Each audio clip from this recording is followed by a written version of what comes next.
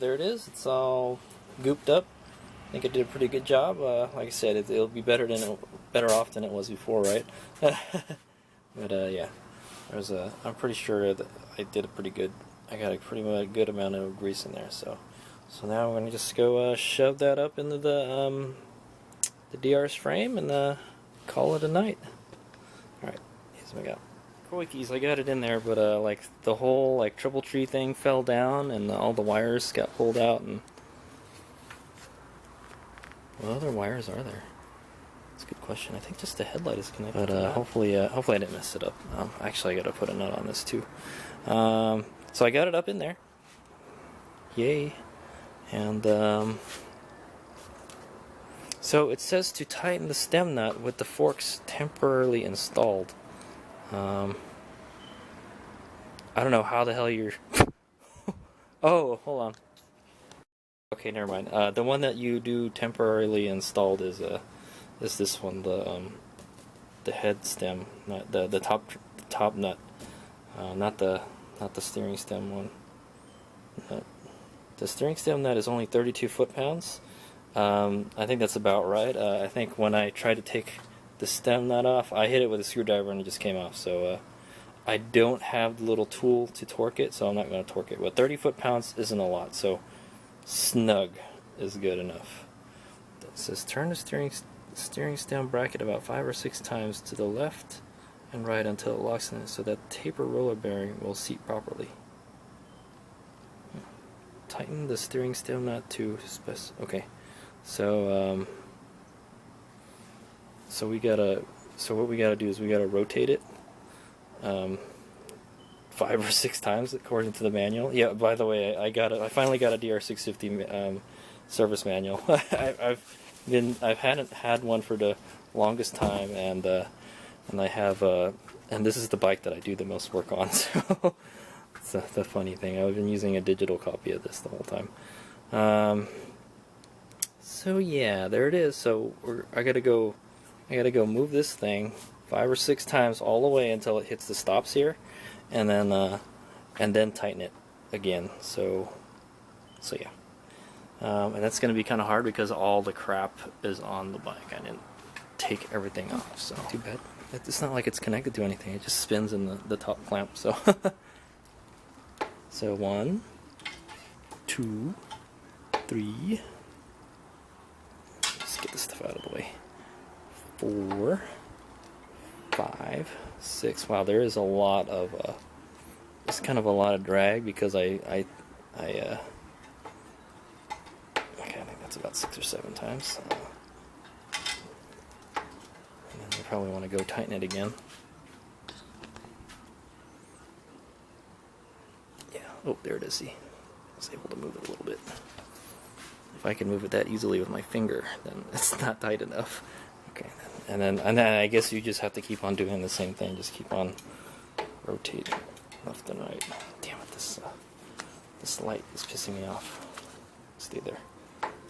2, 3, 4, 5, 6, and then tighten it again. Yeah, see? Wow, it's actually working. Okay, cool.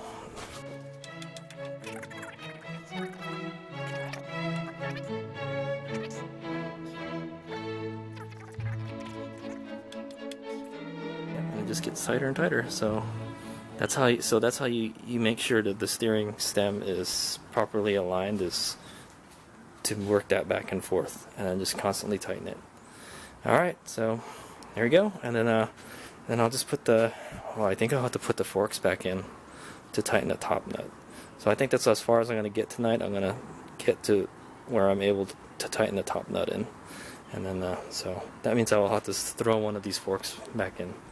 So, and then we'll tighten the top nut. The top nut is 65 foot-pounds, so it's quite a bit of torque on the top nut. And I suggest you use put Loctite on threads before you tighten it, because I've had it come off on my KLR before, and that's bad. And I had hell of a time finding a new nut too. So I got a spare nut now because I had the other one came with one, but yeah, just It's a good idea. So now I'm at the point where I'm using the screwdriver I was tapping it with the screwdriver slightly with the hammer, and then yeah, it is quite a bit harder to move it now. I hope I'm not making it too tight, but because it was pretty loose. I pretty much just whapped it with the screwdriver once, and it broke loose already. So it's pretty loose already. I don't know if that's supposed to be like that, but really what holds it in is just a top clamp anyway, so that's going to keep it from backing out. Alright, so I've gone and temporarily installed the forks. There they are. The reason they tell you to do that is so you can get everything aligned properly before you torque that down. So I'm just going to go do that, and then I'm going to put the nut back on with the washer, and then put some Loctite on it. I hope I didn't mess any of these wires up. I know there's some cables and wires that we're tugging. Ideally, you should probably just take all the shit off, but I was lazy. I didn't. If I could have left the handlebar on there, I would have, But I have to get the nut on there, so I need a socket, and it uses a huge socket. It's this one. It uses a 32 millimeter. So if you don't got a 32 millimeter, and you need to work on the front end, time to go get one. Alright, HadesOmega. We got the steering stem nut. Actually, before we do that, go get some Loctite. Okay, just squirted a little Loctite on there. See there, the purpleness. And put the nut back on.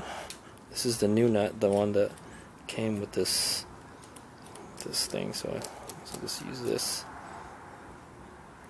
Got it in there hand tight.